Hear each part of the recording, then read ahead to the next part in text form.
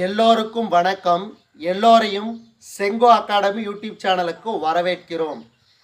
பாருங்க, இந்த சம் பாருங்க, 0.5 0.55 0.65 0.8 எனில் அடுத்த எண் என்ன? அப்ப நம்ம பார்க்கிறோம் 0.5 கூட்டல் என்ன பண்றோம் 0.05. அப்ப என்ன வரும்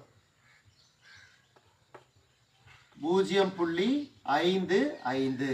அடுத்தது 0.55 கூட்டல் 0.10. அப்ப என்ன வரும் 0.65.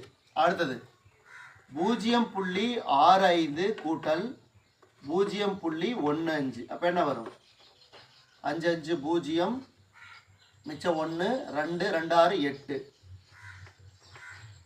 0.8.